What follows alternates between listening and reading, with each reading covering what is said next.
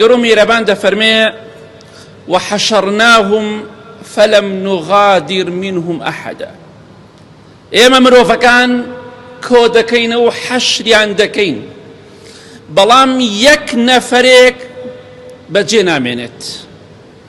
بۆیە دڵخۆش بە، خەم مەخۆ.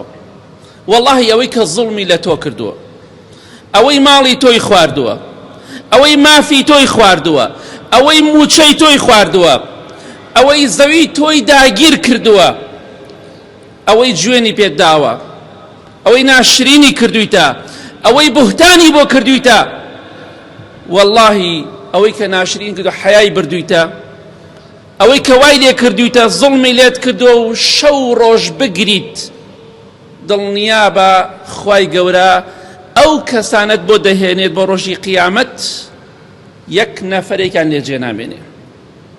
هەموو مافەکانی خۆت، هەموو حەق و مافەکانی خۆت وەردەگریت. حتا پێغەمبەری خوا صلی الله عليه وسلم لە حەدیثێکی صحیح تەرغیبە دەفەرمێ حتا مێرولەیەکی بچووک، مێرولە بچووکەکان نەک گەورەکانیش، ئەگەر مێرولەیەکی بچووک زوڵمی کردبێ لە مێرولەیەکی تر، خوای گەورە تۆڵی لێ دەکات.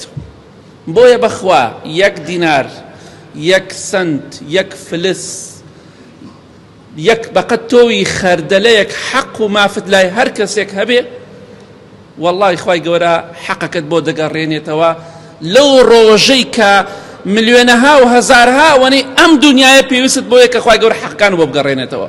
بۆیە دڵخۆش بە جومعان کاتە سورەتی کەهف دەخوێنی بزانە وحشرناهم فلم نغادر منهم أحدا، یەک نەفەر جێ نامێنێ، هەمووی دێت، زاڵم و پیاو چاک، دەسەڵاتدار و بێدەسەڵات، دەوڵەمەند و فەقیر، پیاو باش و پیاو خراپ، هەمووی کۆ دەبێتەوە. هەموو کەسێک باجی تاوانەکان و زڵمەکانی دەدات. بۆیە خەم مەخۆ و هیچ مافێکت نافەوتێ مەڵێ فڵان کەس ماڵەکەمی خوارد، حەقمی خوارد و مافمی خوارد. ناوەڵڵا بەخوا ڕۆژێک دێت وەری دەگریتەوە ئەو پەڕی دڵخۆش دەبیت.